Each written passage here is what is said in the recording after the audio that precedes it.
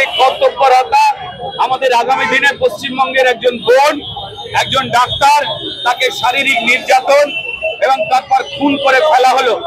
আর বিনীত Goyal police commissioner Trinamool নেত্রীর মুখ্যমন্ত্রীর নির্দেশে তিনি বলছেন মিডিয়ার সামনে যে এই সঞ্জয় যে ধৃত ধরা পড়েছে, সিসিটিভি দেখে যাকে উদ্ধার করা হয়েছে, যার কানের হেডফোন পাওয়া গেছে, অত্যাচারিতা মৃতা অসহায় ডাক্তারের ভাঙা চশমা রক্তাক্ত শরীরের পাশে, সে নাকি সিভিক ভলেন্টিয়ার, আবার সে নাকি রুগী টুগিয়ে ভর্তি করত, ডবল চাকরি।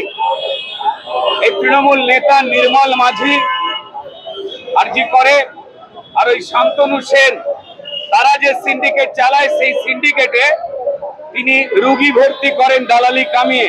আবার তিনি সিভিক পুলিশ, কোন পুলিশ নিয়োগ করছেন মমতা বন্দ্যোপাধ্যায়?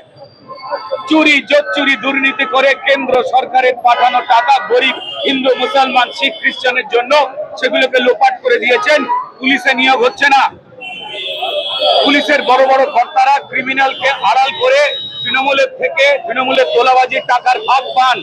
তাই এই অনৈতিক ভাবে তৃণমূলকে নিয়োগ করা এই সিপি বিনীত গোয়েল দায় ঝেড়ে ফেলে দেওয়ার জন্য মমতা বন্দ্যোপাধ্যায়ের নির্দেশে বলছেন যে তার ধৃতের পরিচয় এই সঞ্জয়, যে সিভিক পুলিশ, মুখ দিয়ে সিভিক পুলিশ উচ্চারণ করছে না, অর্থাৎ তিনি গার্ড করার চেষ্টা করছেন তৃণমূলকে, গার্ড করার চেষ্টা করছেন ক্রিমিনালদের, গার্ড করার চেষ্টা করছেন ক্রিমিনালদের মুখ্যমন্ত্রী মমতা বন্দ্যোপাধ্যায়, বিফল স্বাস্থ্যমন্ত্রী, বিফল পুলিশ মন্ত্রী মমতা বন্দ্যোপাধ্যায়কে। অবিলম্বে ব্যর্থ স্বাস্থ্যমন্ত্রী যিনি স্বাস্থ্য ব্যবস্থা শেষ করে দিয়েছেন, ব্যর্থ পুলিশ মন্ত্রী যিনি তৃণমূলের ক্রিমিনালের হাতে পুলিশের রিভলভার তুলে দিয়েছেন, আপনারা দেখেছেন নির্বাচনের সময় এই ছবি ধরা পড়েছে, তাদের বাঁচাবার চেষ্টা করছেন তারা। এদের অবিলম্বে বিনীত গোয়েল সহ এই ব্যর্থ স্বাস্থ্যমন্ত্রী মমতা বন্দ্যোপাধ্যায়, ক্রিমিনালদের সাহায্য করা, ক্রিমিনালদের আটকানো, ক্রিমিনালদের বীর বলা পুলিশ মন্ত্রী মমতা বন্দ্যোপাধ্যায়কে অবিলম্বে পদত্যাগ করতে হবে। আজকে আমাদের রাজ্যে যারা আমাদের প্রাণ বাঁচাবে, একে ডাক্তারের সংখ্যা কম, তারা নিরাপত্তাহীনতায় ভুগে তারা মিছিল করছেন, তারা বলছেন এই দাবি আজকে নয়, অনেক দিনের দাবি, কিন্তু শোনা হয়নি।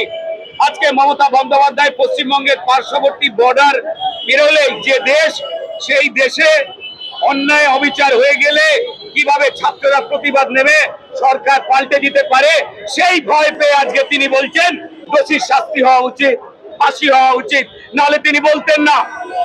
শুধু তাই নয়, দোষীর ফাঁসি হবে তাড়াতাড়ি কেন? ওই দোষীর মুখ দিয়ে জানতে পারা যাবে যে এই দোষীকে রোগী কল্যাণ কাজের জন্য নিয়োগ করেছিলেন কে? তৃণমূলের নেতা নির্মল মাঝি না ডক্টর শান্তনু সেন? আর একে সিভিক পুলিশের দায়িত্ব দিয়েছিল কে? বিনীত গোয়েল না অন্য কেউ? তার আগে ফাঁসিতে ঝুলে দিতে চান?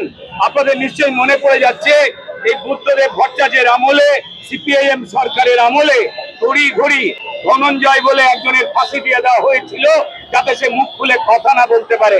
হ্যাঁ, ভারতীয় জনতা পার্টি কঠিন থেকে কঠোর শাস্তি চায়।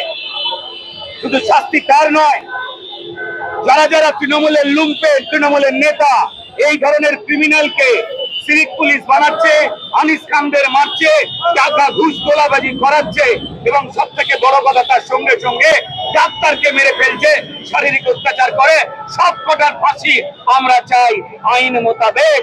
মমতা বন্দ্যোপাধ্যায় রাজি হবেন? অর্ধেক নবান্ন তো খালি হয়ে যাবে।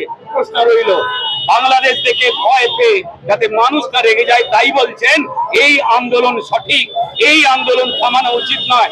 তাই বিজেপিকে দেখতে পাচ্ছেন এখানে ভিড় করবার জন্য উনি আর আটকাচ্ছেন না, কারণ গণবিপ্লব হয়ে যাবে, গদি পাল্টে যাবে।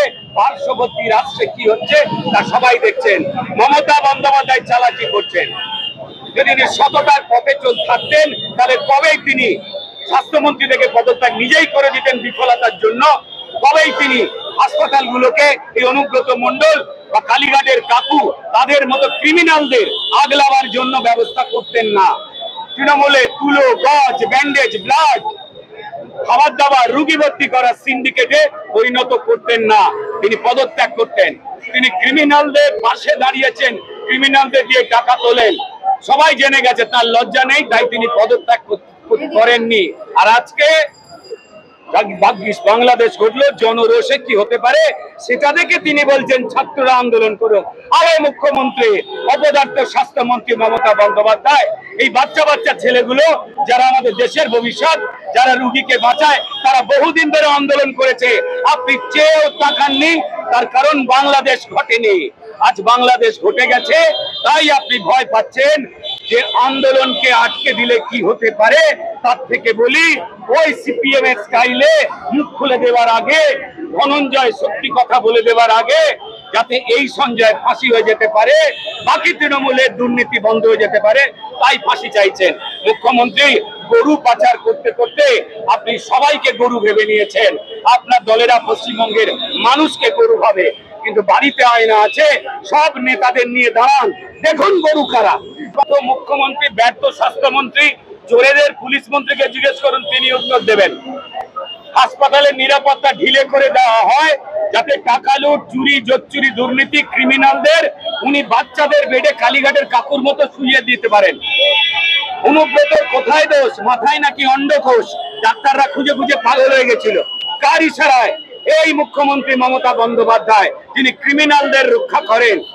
পশ্চিমবঙ্গে হিন্দু, মুসলমান, এমনকি তৃণমূলেরা যারা লুট করে তাদেরকে যিনি রক্ষা করেন, উনি অকৃতজ্ঞ। না হিন্দুর, না মুসলমানের, না মধ্যবিত্তর, না গরিবের, উনি চোরের এবং দুষ্কৃতীদের প্রমাণিত। আজ ভয় পেয়েছেন বাংলাদেশ দেখে, তাই লক্ষ্মী মেয়ে সাজছেন। এইটা স্পষ্ট সবার কাছে। আন্দোলন তীব্রতর হবে, প্রত্যেকটা মানুষ রাস্তায় নামবে, গণতান্ত্রিক পদ্ধতিতে উপরে ফেলে দেওয়া হবে এই ক্রিমিনালদের, অপদার্থ সরকার এবং নেতা মন্ত্রীদের। মারার পরেই লোকাল নেতাদের দিয়ে তার বাবা মাকে ভয়, মুখ খোলবার ভয়, এলাকা থেকে তুলে দেবার ভয়, বিভিন্ন রকম ভয় দেখানো হয়। কিন্তু সবাই জানে, প্রথমে বলা হলো যে তিনি আত্মহত্যা করেছেন, তারপর আস্তে আস্তে পাতা উল্টে দেখা গেল যে না, এটা শারীরিক নির্যাতন, এবং ওই নির্যাতন সবাই বলছে যে একা কোনো মানুষের পক্ষে করা সম্ভব নয়। বাকিরা কারা? কেন বিনীত গোয়েল, পুলিশ কমিশনার, তৃণমূলের দলদাস, তিনি কেন বলছেন না যে হ্যাঁ, ও পুলিশের সিভিক ভলেন্টিয়ার, ওকে আমরা চাকরি দিয়েছি, তাই ওই কাজ করেছে। মানুষ যেদিন কলার ধরবে, সবার হিড়ির করে টানবে, তখন কোনো চেয়ারে লোক থাকবে না, চেয়ার খালি হয়ে যাবে। বিনীত বাবু, মমতা বন্দ্যোপাধ্যায়, আপনারা সাবধানে থাকুন। আর তৃণমূলের যারা ভাঙা পাত্র, মুখপাত্র, চেল্লাবার চেষ্টা করছে, আবার বলবো, জাস্ট একটুখানি হাঁটি হাঁটি পা এগোলে, যাদের স্লোগান ধার করে আপনারা জয় বাংলা করেন, যাদের স্লোগান ধার করে আপনারা খেলা হবে বলেন, সেই জয় বাংলার চোখ লাল হয়ে গেছে।